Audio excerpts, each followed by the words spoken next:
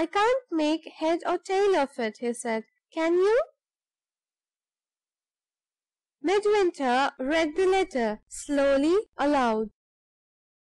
"Sir, I trust you will pardon the liberty I take in sending these few lines to wait your arrival at Thorpe Ambrose. In the event of circumstances not disposing you to place your law business in the hands of Mr. Darch—" He suddenly stopped at that point and considered a little. "Darch is our friend the lawyer," said Allan, supposing Midwinter had forgotten the name. "Don't you remember us pinning the half crown on the cabin table, when I got the two offers for the cottage? Heads the major, tails the lawyer. This is the lawyer." Without making any reply, Midwinter resumed reading the letter.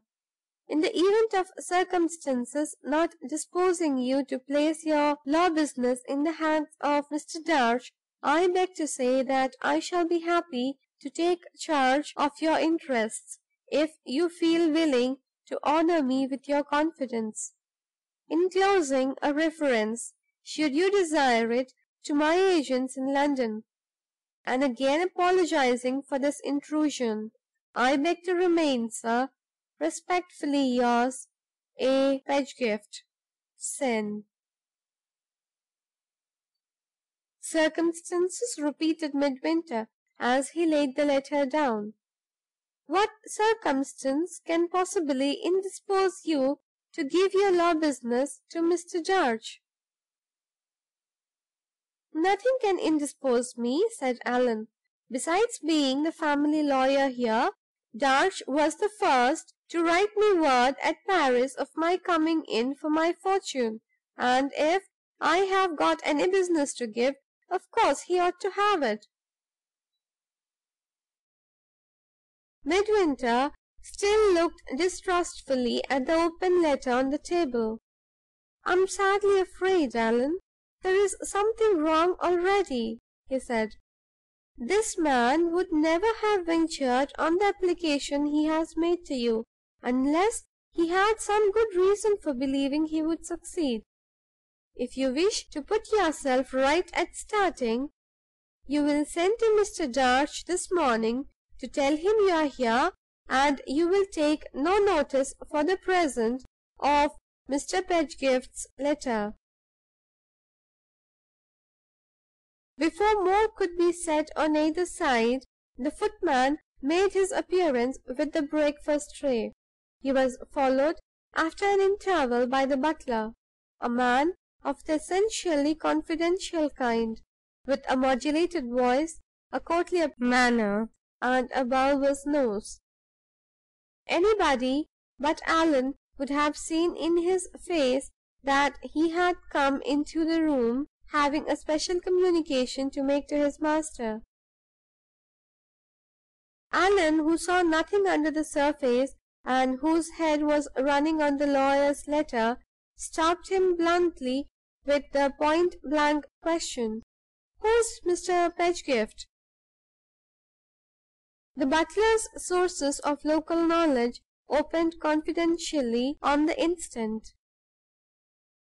Mr. Pedgift was the second of the two lawyers in the town; not so long established, not so wealthy, not so universally looked up to as old Mr. Darch; not doing the business of the highest people in the county, and not mixing freely with the best society, like old Mr. Darch; a very sufficient man in his way, nevertheless; known as a perfectly competent and respectable practitioner all round the neighborhood. In short, professionally next best to Mr. Darch, and personally superior to him, if the expression may be permitted, in this respect, that Darch was a crusty one, and Pedgift wasn't. Having imparted this knowledge, the butler, taking a wide advantage of his position, glided without a moment's stoppage from Mr. Pedgift's character to the business that had brought him into the breakfast room. The midsummer audit was near at hand, and the tenants were accustomed to have a week's notice of the rent day dinner. With this necessity pressing, and with no orders given as yet, and no steward in office at Thorpe Ambrose, it appeared desirable that some confidential person should bring the matter forward. The butler was that confidential person, and he now ventured accordingly to trouble his master on the subject. At this point Allan opened his lips to interrupt, and was himself interrupted before he could utter a word. "Wait," interposed Midwinter, seeing in Allan's face that he was in danger of being publicly announced in the capacity of steward. "Wait," he repeated eagerly, "till I can speak to you first." The butler's courtly manner remained alike unruffled by Midwinter's sudden interference and by his own dismissal from the scene. Nothing but the mounting color in his bulbous nose betrayed the sense of injury that animated him as he withdrew. Mr. Armadale's chance of regaling his friend and himself that day with the best wine in the cellar trembled in the balance, as the butler took his way back to the basement story. "This is beyond a joke, Allan," said Midwinter when they were alone. "Somebody must meet your tenants on the rent day who is really fit to take the steward's place. With the best will in the world to learn, it is impossible for me to master the business at a week's notice. Pray don't let your anxiety for my welfare put you in a false position with other people. I should never forgive myself if I was the unlucky cause—" "Gently, gently!" cried Allan, amazed at his friend's extraordinary earnestness. "If I write to London by to-night's post for the man who came down here before, will that satisfy you?" Midwinter shook his head. "Our time is short," he said, "and the man may not be at liberty. Why not try in the neighborhood first?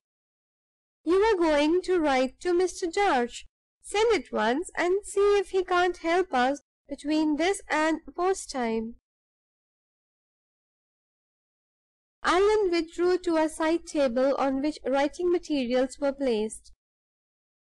"You shall breakfast in peace, you all forget," he replied, and addressed himself forthwith to Mr. Darch, with his usual Spartan brevity of epistolary expression. "Dear Sir, here I am, bag and baggage.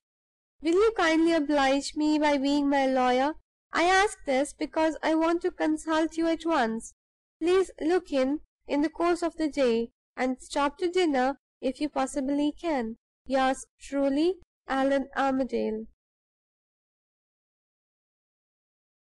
Having read this composition aloud, with unconcealed admiration of his own rapidity of literary execution, Allan addressed the letter to Mr. Darch, and rang the bell.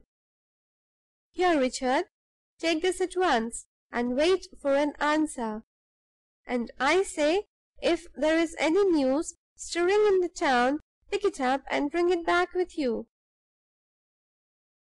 See how I manage my servants," continued Allan, joining his friend at the breakfast table. "See how I adapt myself to my new duties.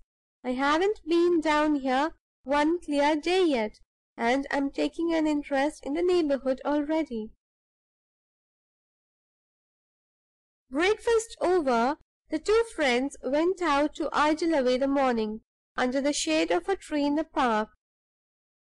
Noon came, and Richard never appeared. 1 o'clock struck, and still